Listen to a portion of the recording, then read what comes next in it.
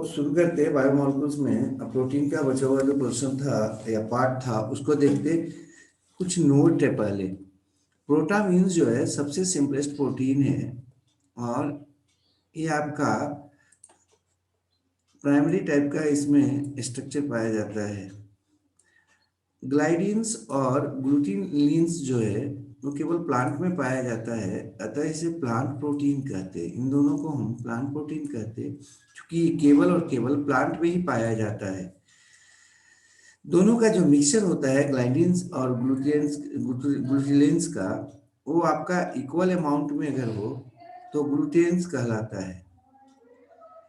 अल्बुमिन्स और ग्लोबुलिन्स जो होता है वो आपका सबसे टिपिकल प्रोटीन माना जाता है, कॉमन प्रोटीन है, करीब करीब प्रत्येक जगह पाया जाता है। अल्बुमिन्स और ग्लोबुलिन जो होता है, अगर उसको गर्म किया जाए तो गर्म गर्म करने पर कोगुलेट होने लगता है, जमने लगता है, और इसलिए इसे कोगुलेटरी प्रोटीन भी कहते हैं। कोलेजन प्रोटीन जो होता है वो सबसे ज़्यादा पाया जाने वाला प्रोटीन है। किसी भी ऑर्गेनिज्म में, सामान्यतः एनिमल में, टोटल पाया जाने वाले प्रोटीन का करीब 40% हिस्सा जो है वो आपका कोलेजन प्रोटीन होता है एनिमल में। और ये आपका अगर पानी के साथ गर्म किया जाए, बॉयल किया जाए, तो इसमें पार्शियल हाइड्रोलिसिस होता है और इसके कारण ये आपका जेल के रूप में प्राप्त हो जाता है। ये जो नेचुरल सिल्क है वो बना होता है प्रोटीन का, सेरिसिन का, फाइब्रॉन का, जबकि जो आर्टिफिशियल सिल्क होता है वो पॉलीसेकेराइड्स का बना होता है। ध्यान रखिएगा कि जो आर्टिफिशियल सिल्क होता है वो पॉलीसेकेराइड्स का होता है, जबकि नेचुरल सिल्क जो होता है प्रोटीन, सेरिसिन और फाइब्रॉन का बना होता है। स्पार्टिम एक स्वीटनर के रूप में यूज करते हैं हम खास करके डायबिटीज वाले लोगों के लिए, मिठाई में या फिर भोजन में। एक तरह का न्यूट्रा स्वीट कहलाता है। ये रियली में क्या है, सिंथेटिक डाइपेप्टाइड है जो एस्पार्टिक एसिड और फिनाइल एलानिन के मिलाने से बनता है, अर्थात दो अमीनो एसिड का बना हुआ ये होता है। इसमें कोई कैलोरी ऊर्जा नहीं होता, अर्थात ये आपका इकट्ठा भी नहीं होगा और स्वीटनर का काम करता है। ये करीब करीब सामान्य शुगर के तुलना में 200 गुना ज़्यादा मीठा होता है। जो प्रोटीन होता है वो उसमें फोल्डिंग और अनफोल्डिंग होता रहता है और जिसके कारण वो प्राइमरी, सेकेंडरी, टर्शियरी और क्वाटरनरी स्ट्रक्चर में बदलता है। प्रोटीन में जो फोल्डिंग होता है वो वेल ऑर्गेनाइज्ड होता है और कंट्रोल्ड वे में होता है। कुछ खास प्रोटीन पाए जाते हैं सेल में या बॉडी में जो सामान्य प्रोटीन के फोल्डिंग और अनफोल्डिंग के प्रक्रियाओं को नियंत्रित करते हैं या उन्हें फोल्ड होने के लिए प्रॉपर साइट प्रोवाइड करते हैं। वैसे प्रोटीन जो प्रोटीन के फोल्डिंग को सामान्य रूप से होने के लिए साइट प्रोवाइड करते, उसे चैपरन प्रोटीन कहते हैं या चैप्रोनीन कहते हैं। अगर प्रोटीन में सामान्य आपका फोल्डिंग ना हो, कहीं पे कोई फोल्डिंग में कोई समस्या हो जाए तो ढेर सारा डिजीज हो जाता है या हो सकता है। जैसे एक प्रायन के बारे में आप सुने होंगे, वायरस है जो बना होता है प्रोटीन और न्यूक्लिक एसिड का, वायरवायर्ड होता है जो बना होता है सिर्फ न्यूक्लिक एसिड का, और एक प्रायन होता है जो केवल और केवल प्रोटीन का बना होता है। ये जो आपका प्रायन है वो रियली में है क्या? तो जब स्टडी किया गया तो देखा गया कि जो आपका नॉर्मल प्रोटीन होता है उसमें फोल्डिंग में अगर कोई जो है ना समस्या हो जाए, मिस फोल्डिंग हो जाए, मतलब जहां पर फोल्ड होना था, जिस तरह से फोल्ड होना था, अगर उसमें कोई समस्या हो जाए तो वो जो है ना डिजीज काउजिंग जो है ना स्ट्रक्चर प्रायन के रूप में बदल जाता है प्रोटीन। ये जो प्रायन डिजीज है उसमें एक दो इम्पोर्टेंट आपका डिजीज है जो आप देख सकते हो, जो प्रोटीन के डिस्टॉर्शन से हो जाता है या प्रोटीन के मिसफोल्डिंग से हो जाता है। एक है CJD जो मनुष्य में होता है। ये आपका जब आपका मनुष्य में होता है तो उसका एक रीजन केवल यही है कि जो आपका नॉर्मल प्रोटीन है वो एबनॉर्मल प्रोटीन में बदल जाता है। और क्यों? उसके स्ट्रक्चर में जो है ना ट्विस्ट हो जाने के कारण, नॉर्मल फोल्डिंग ना हो पाने के कारण। इस डिजीज का पूरा नाम है क्रीटफेल्ड जैकब डिजीज। अभी यहाँ पर वो पूरा डिटेल से पढ़ना नहीं है, लेकिन ये डिजीज आपके दिमाग में रहना चाहिए कि प्रायन के द्वारा मनुष्य में जो डिजीज होता है उसका नाम है CJD डिजीज। और ये रियली में प्रोटीन में स्ट्रक्चरल समस्या हो जाने के कारण, स्ट्रक्चरल एबनॉर्मल हो जाने के कारण, एबनॉर्मलिटी आने के कारण होता है। जबकि सीप में स्क्रापी डिजीज होता है, किसके कारण? वो भी आपका प्रायन के कारण ही होता है, अर्थात प्रोटीन में डिस्टॉर्शन होने के कारण या एबनॉर्मलिटी, स्ट्रक्चरल रूप से एबनॉर्मलिटी आने के कारण होता है। और वो जो नॉर्मल बॉडी का प्रोटीन होता है वो आपका प्रायन के जैसा काम करने लगता है।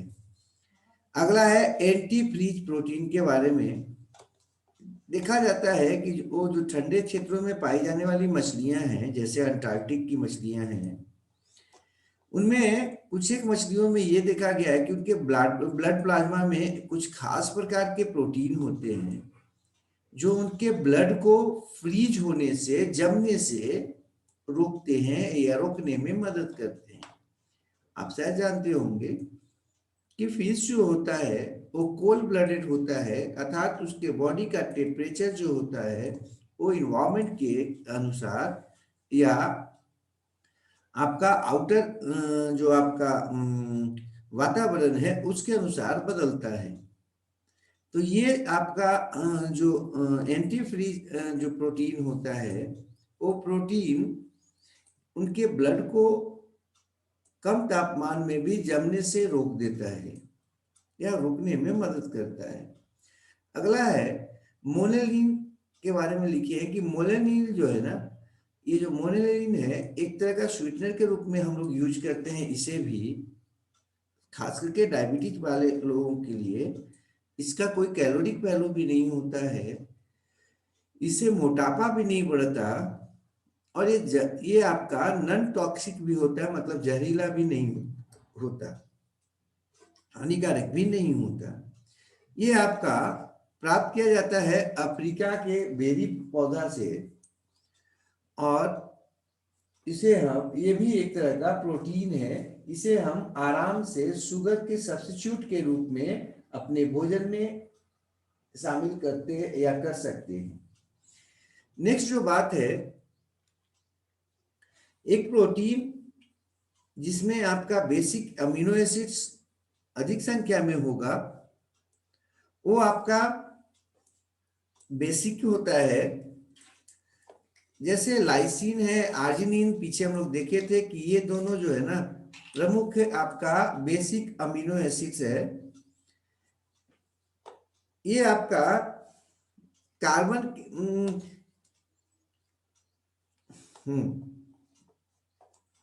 ये आपका जिसमें बेसिक अमीनो एसिड्स जैसे लाइसिन और आर्जिनिन अधिक संख्या में होते हैं या मैक्सिमम होते हैं, वो केटायन जैसा काम करता है।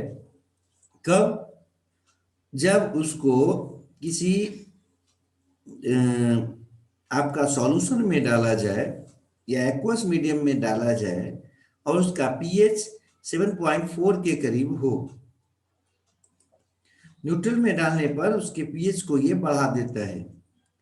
कॉमन उदाहरण है आपका हिस्टोन, जो बेसिक प्रोटीन जैसा काम करता है, जो हमारे न्यूक्लियोप्रोटीन के रूप में हमारे सेल्स में पाया जाता है। अब ये ध्यान रखिएगा यहाँ पर कि जब किसी को किसी बेसिक अमीनो एसिड युक्त प्रोटीन को मीडियम में डाला जाएगा, एक्वस मीडियम में डाला जाता है, तो क्वेश्चन पूछेगा वो किस रूप में नजर आता है, केटायन के रूप में।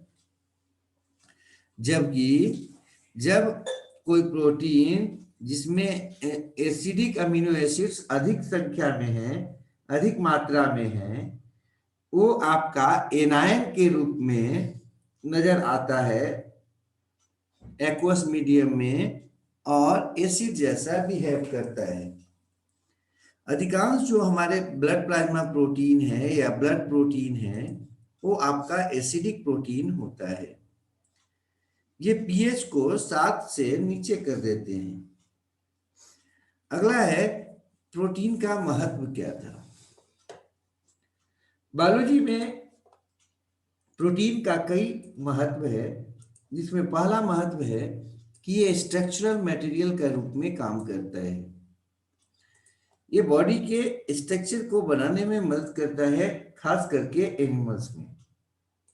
प्लांट्स में भी सेल मेम्ब्रेन जो होता है या सेल ऑर्गेनेल्स होता है जो मेम्ब्रेन बाउंडेड होता है, उन सब में प्रोटीन आवश्यक होता है।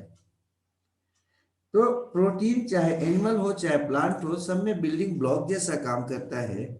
लेकिन एनिमल में इसकी मात्रा अधिक होती है और ये चूंकि प्लांट में सेलुलोज होता, पेक्टिन होता, जो आपका बॉडी के बिल्डिंग मटेरियल के रूप में काम करता है।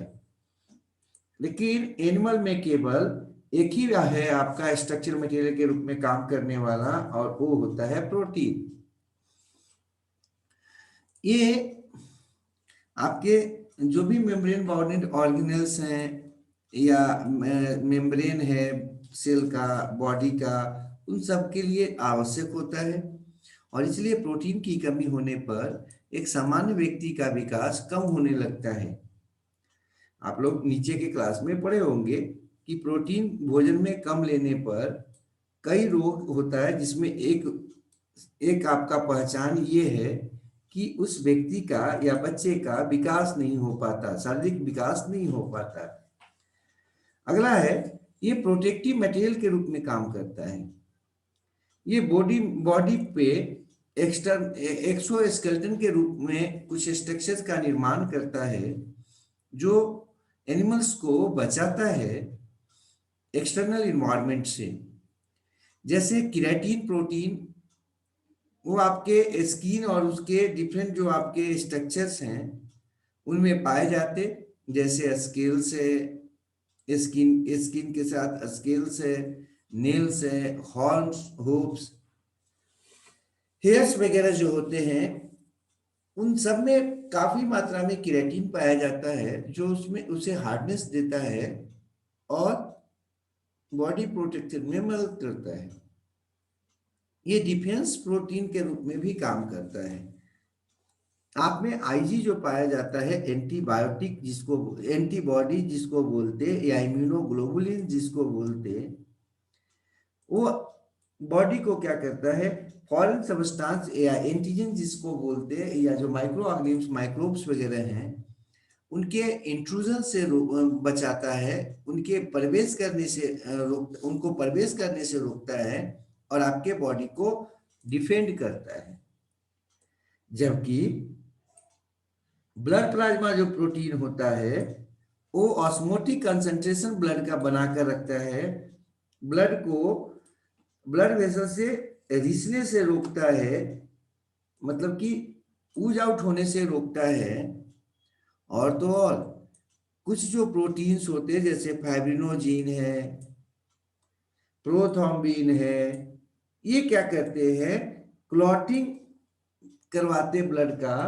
अगर किसी कारणवश आपका ब्लड वेसल्स डैमेज हो जाए, कट जाए, तो ब्लड का जो लॉस होता है उसको रोकने के लिए ये क्या कहते हैं, ब्लड वेसल्स के कटे हुए हिस्से पर या डैमेज हिस्से पर ब्लड को क्लॉट कराते हैं। नेक्स्ट, ये ट्रांसपोर्टिंग मटेरियल के रूप में भी काम करते हैं, अर्थात कैरियर के रूप में या ट्रांसपोर्टर के रूप में। जैसे हीमोग्लोबिन है, हीमोग्लोबिन क्या करता है, O2 को ट्रांसपोर्ट करता है वर्टिब्रेट्स में। उनके रिस्पायरेटरी जो आपके स्ट्रक्चर हैं, जैसे मुक्ता लंग्स, वहां से जो है ना वो आपका ऑक्सीजन को उठाता है और बॉडी के डिफरेंट जो आपके टिश्यू और सेल्स हैं वहां तक ले जाता है। हीमोसाइनिन जो होता है वो भी आपका क्या करता है, O2 ट्रांसपोर्ट में मदद करता है लोअर एनिमल्स में, जैसे एनालिड्स में, मोलस्क में, आर्थ्रोपोड्स में। अगर अब हम बात करें ट्रांसपोर्ट का, तो कुछ सीरम अल्बुमिन होते हैं जो आपके ब्लड प्लाज्मा में होते हैं। ये आपका लिपिड को ट्रांसपोर्ट होने में, मतलब एक जगह से दूसरी जगह जाने में ब्लड में मदद करते हैं। अर्थात ब्लड में लिपिड का जो ट्रांसपोर्ट होता है उसमें इनका सीरम अल्बुमिन का काफी बड़ा रोल होता है, इंपॉर्टेंट रोल होता है। परमिएज जो होता है वो आपका मटेरियल्स को सेल मेम्ब्रेन के क्रॉस पार होने में, एक तरफ से दूसरी तरफ जाने में मदद करते हैं। जबकि पी प्रोटीन जो होता है वो प्लांट के फ्लोएम में मटेरियल के ट्रांसपोर्ट में, खास करके फूड के ट्रांसपोर्ट में मदद करते। फ्लोएम प्रोटीन भी इनको बोल देते, पी प्रोटीन। ये आपके फ्लोएम में पाया जाने वाला प्रोटीन है प्लांट का, और ये उसमें मटेरियल ट्रांसपोर्ट में मदद करता है। अगला है GLUT4। ये भी आपका एक कैरियर प्रोटीन है जो सेल मेम्ब्रेन पर पाया जाता है और ग्लूकोज ट्रांसपोर्ट में मदद, सेल में पाया जाता है और ग्लूकोज ट्रांसपोर्ट में मदद करता है। ये तो कुछ ट्रांसपोर्टिंग इंपॉर्टेंट प्रोटीन्स हैं। अगला है मूवमेंट। जो भी आपके चाहे तो प्रोटोजोन्स हैं, मेटाजोन्स हैं, अगर उनमें मूवमेंट हो रहा है तो एक सबसे बड़ा कारण ये है कि उनमें कॉन्ट्रैक्टाइल कुछ प्रोटीन्स पाए जाते हैं, जैसे एक्टिन, मायोसिन या इसी के जैसे कुछ मॉडिफाइड प्रोटीन। उनके कॉन्ट्रैक्शन रिलैक्सेशन के कारण कोई भी एनिमल मूव कर पाता है। तो एनिमल्स में जो मूवमेंट होता है, लोकोमोशन होता है, वो आपका इंपॉर्टेंट फीचर है, कैरेक्टर है प्रोटीन का। नेक्स्ट है रिसेप्टर के रूप में। आपके बॉडी में कुछ सेंस ऑर्गन्स होते जो एक्सटर्नल इन्वायरमेंट में होने वाले परिवर्तनों, जिसे हम स्टिमुलस कहते हैं, को ग्रहण करते हैं और उसे बॉडी को रिस्पॉन्स देने के लिए तैयार करते हैं। इसमें आँख होता है, टंग, नोज, स्किन, इन सब में इस रिसेप्टर का काम मुख्यतः प्रोटीन ही करता है। जैसे आंख में आते, आंख में विजुअल पिगमेंट जो होता है, अर्थात तो वैसा स्ट्रक्चर, पिगमेंट मॉलिक्यूल जो लाइट को गेन करता है, उसे डिटेक्ट करता है, वो जो विजुअल पिगमेंट है वो रोडोप्सिन और आयोडोप्सिन के रूप में पाया जाता है। रोडोप्सिन रॉड सेल में और आयोडोप्सिन कोन सेल में। रोडोप्सिन जो होता है वो डीम लाइट में देखने में मदद करता है, जबकि आयोडोप्सिन जो होता है ब्राइट लाइट में देखने में मदद करता है। और ये दोनों के दोनों प्रोटीन के कंस्टिट्यूएंट्स हैं, प्रोटीन के बने होते हैं। हमारे प्लाज्मा मेम्ब्रेन के सरफेस पर जो है ना ढेर सारा प्रोटीन स्ट्रक्चर होता है, प्रोटीन होता है जो स्पेसिफिक मॉलिक्यूल के खबर को सेल के अंदर पहुंचाता है, सूचना को सेल के अंदर पहुंचाता है और सेल को उसके अनुसार काम करने के लिए तैयार करता है, होने में मदद करता है। हमारे नाक में, हमारे जीभ पे जो भी आपके स्टिमुलस को डिटेक्ट करने वाले स्ट्रक्चर्स होते हैं वो मुख्यतः प्रोटीन के होते हैं। अब हम बात करते हैं मेटाबॉलिक रेगुलेटर के रूप में। कोई भी आपका बायोलॉजिकल एक्टिविटी जो होता है सेल के अंदर या बॉडी के अंदर, वो या तो एंजाइम के द्वारा कंट्रोल होता है या हार्मोन के द्वारा। बिना एंजाइम या हार्मोन के द्वारा वो कंट्रोल नहीं हो सकता। एंजाइम जो होता है वो मेटाबॉलिक एक्टिविटीज को कंट्रोल करता है या गाइड करता है। अब ये जो आपका एंजाइम्स होता है वो आपका अधिकांश 99% जो एंजाइम्स होते हैं, 99.9% जो एंजाइम्स होते हैं, 0.1% को छोड़ दो, अगर एक आध एंजाइम को छोड़ दो, तो जो भी एंजाइम्स होते हैं वो प्रोटीन के बने होते हैं। अधिकांश जो हार्मोन होते हैं वो प्रोटीन के बने होते हैं। तो आप ये बात समझ सकते हैं कि वो मेटाबॉलिक रेगुलेटर के रूप में किस प्रकार से हमारे बॉडी के या सेल्स के केमिकल रिएक्शंस को कंट्रोल करते हैं। ये स्टोरेज मटेरियल के रूप में भी काम करता है।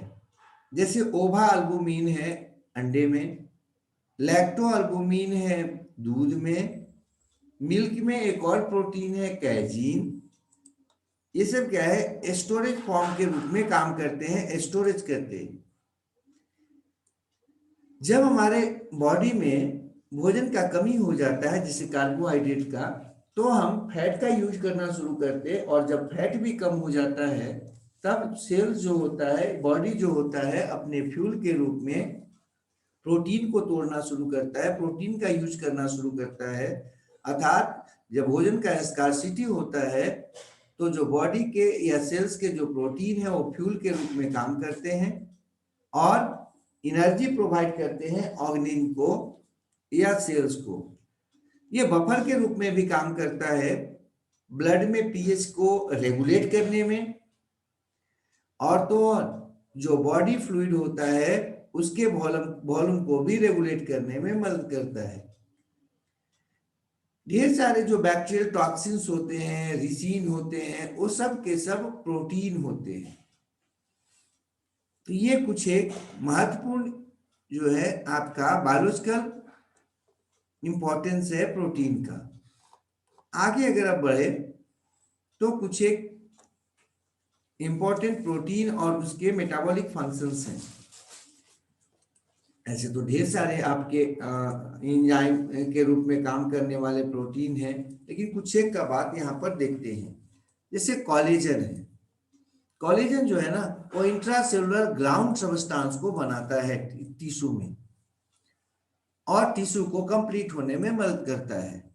ट्रिप्सिन जो है वो एक तरह का एंजाइम है जो भोजन के डाइजेशन में मदद करता है। इंसुलिन एक तरह का हार्मोन है जो बॉडी में ग्लूकोज के नॉर्मल मेटाबॉलिज्म को कंट्रोल करता है। उसी प्रकार से एंटीबॉडी जो है वो आपका इन्फेक्शियस एजेंट से लड़ने वाला प्रोटीन होता है। रिसेप्टर में आपका अभी अब बताए थे कि हार्मोन का, सेंस का, टेस्ट का, ये सबको जो है ना डिटेक्ट करने वाले जो होते हैं सेंसरी रिसेप्शन या रिसेप्टर, वो सब के सब प्रोटीन होते हैं। ग्लूटाथेन जो है ना वो आपका ग्लूकोज को सेल के अंदर ट्रांसपोर्ट में मदद करता है। ये कुछ आपका फंक्शन थे इसके प्रमुख। अब अगर बात करें हम आगे का, तो ग्लूकोज के अलावे भी, कार्बोहाइड्रेट के अलावे भी कुछ प्रोटीन जो होते हैं, अभी हम लोग देख रहे थे, वो स्वीटनर के रूप में यूज होते हैं। उसमें एक मोलिनिन है। ये कुछ आपका कार्बोहाइड्रेट है और उसका स्वीटिंग इंडेक्स है। सुक्रोज जो होता है उसको हम 100 मानते हैं उसके स्वीटिंग इंडेक्स को, और उसी के तुलना में बाकी जो है आपके कार्बोहाइड्रेट उसको देखते हैं फ्रुक्टोज जो है वो सुक्रोज के तुलना में थोड़ा ज्यादा मीठा होता है, और वो 173 जो है ना आपका, उसका स्वीटनर इंडेक्स माना जाता है। ग्लूकोज जो है वो आपका 74। ये सब के सब सुक्रोज के ही तुलनात्मक रूप से निकाला जाता है। ठीक है, सुक्रोज को 100 मान लेते हैं और उसी के तुलना में बाकी सबका निकालते हैं। माल्टोज जो होता है उसका स्वीटिंग इंडेक्स जो होता है वो 30 माना जाता है। लैक्टोज जो है ना उसका 16। मोनेलिन जो होता है, जो कि एक प्रोटीन है, वो करीब 100 गुना ज्यादा मीठा होता है सुक्रोज से, अर्थात कितना हो जाएगा 20,000, सॉरी 2,000 गुना ज्यादा। तो 100 है तो कितना हो जाएगा 20,000 हो जाएगा। ठीक है, आगे बढ़ जाते हैं। नेक्स्ट बात करें टेस्ट का। ठीक है, टेस्ट का अगर हम बात करते हैं प्रोटीन का, पीछे हम लोग पीछे अमीनो एसिड के टेस्ट को पढ़े थे, थोड़ा और इसको डिटेल से देख लेते, टेस्ट ऑफ प्रोटीन का करके। प्रोटीन के लिए कई टेस्ट अभी वर्तमान में किए जाते हैं, जिसमें 3-4 को हम जो आपका इंपॉर्टेंट है उसको यहाँ पर देख लेते हैं। एक टेस्ट है ब्यूरेट टेस्ट। ये जो ब्यूरेट टेस्ट है वो आपका ब्यूरेट रिएजेंट के मदद से किया जाता है, और अगर उसमें प्रोटीन हो उस दिए हुए जो है ना सैंपल में, तो वायलेट कलर आता है, और अगर नहीं हो तो कलर में परिवर्तन नहीं होता। अब ये वायलेट कलर क्यों आता है? तो ब्यूरेट जो रिएजेंट होता है उसमें 1% NaOH होता है, CuSO4 होता है कॉपर सल्फेट, और सोडियम पोटेशियम टार्ट्रेट होता है। जब कोई सैंपल को NaOH ब्यूरेट रिएजेंट के साथ मिलाया जाता है तो उसमें NaOH जो होता है उसको डिहाइड्रेट कर देता है, वहां से H2O को हटा देता है।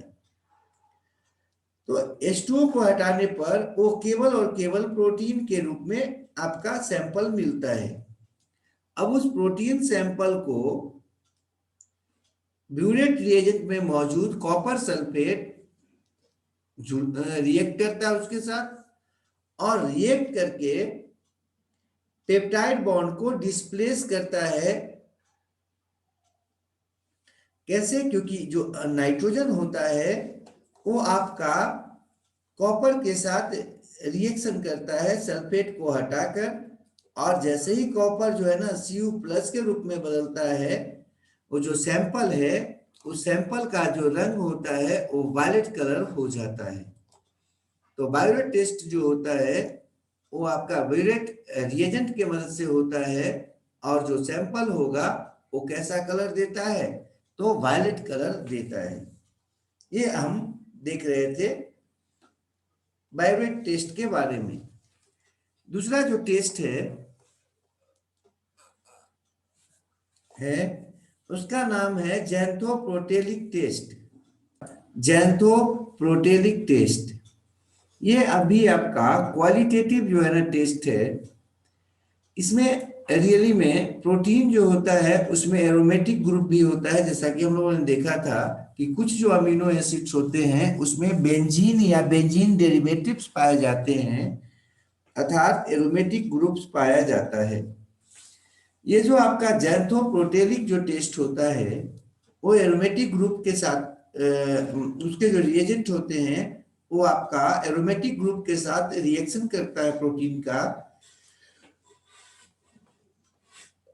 और इसके कारण ज़ैंथोप्रोटेलिक एसिड बन जाता है, और वो आपका येलो कलर देता है। ये रियली में HNO3 को जब मिलाया जाता है प्रोटीन के साथ तो नाइट्रेशन की प्रक्रिया होती है, और उसके कारण ऐसा संभव होता है। रियली में उसका येलो कलर जो होगा वो कितना होगा, कैसा होगा, ये निर्भर करता है कि उस जो आपका जो सैंपल है उसमें प्रोटीन जो है उसमें एरोमेटिक आपका ग्रुप कितना है या एरोमेटिक अमीनो एसिड की संख्या कितनी है। तो ये दूसरा टेस्ट है जिसका नाम है जैंथोप्रोटेलिक टेस्ट।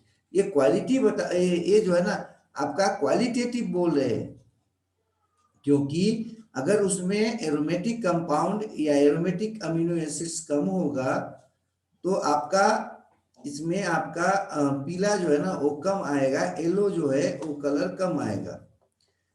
नेक्स्ट देखते, तीसरा जो टेस्ट है प्रोटीन का उसका नाम है मिलियंस टेस्ट।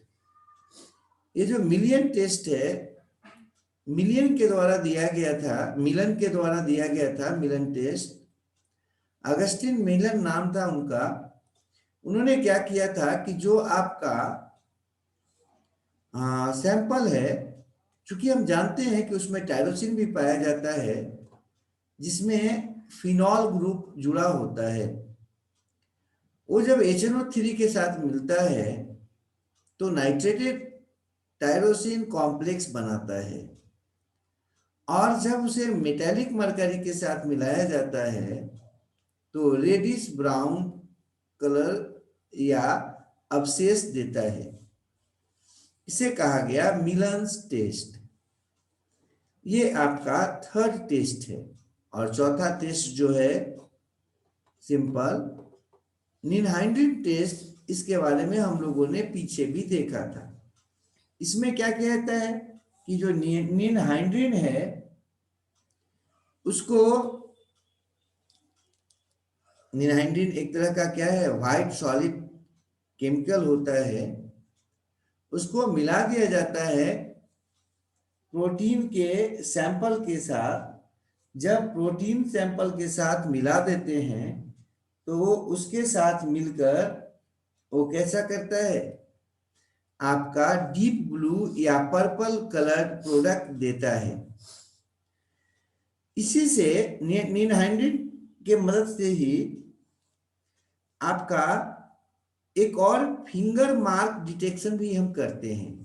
जैसे कहीं पर कोई क्राइम का सीन है या कहीं पर कहीं कोई क्राइम हुआ है, किसी के फिंगर का टेस्ट हमको लेना है, फिंगर की जांच करनी है, तो वहां पर जो फिंगर का अंगूठा का या उंगलियों का जो निशान पड़ जाता है, उस पर जब निनहाइड्रिन को हम स्प्रे करते हैं तो उसमें मौजूद जो आपका उंगलियों के जो आपका स्किन था उसका कुछ प्रोटीन का भाग वहां पर चूंकि चिपका हुआ रह जाता है, अमीनो एसिड का अवशेष वहां पर चिपका रह जाता है, तो निनहाइड्रिन के साथ वो क्या करता है, रिएक्शन देता है, करता है, और रिएक्शन करके वो फिंगर का मार्क वहां पर उभर जाता है, वो आपका थोड़ा रेडिश कलर में, और इससे हम आराम से फिंगर मार्क का डिटेक्शन कर सकते हैं उस स्थान पर जहां पर कोई घटना घटी थी और जहां पर पता नहीं चल रहा था, वहां पर अगर हम इसका स्प्रे करें निनहाइड्रिन का तो आराम से उसका फिंगर मार्क पता लग जाएगा। ठीक है, तो ये आपका फिंगर मार्क डिटेक्शन में मदद करता है। इस प्रकार से हम लोग आज प्रोटीन समाप्त कर लिए। अगर किन्हीं को कोई समस्या होगा तो नंबर तो है, आप देख लेंगे।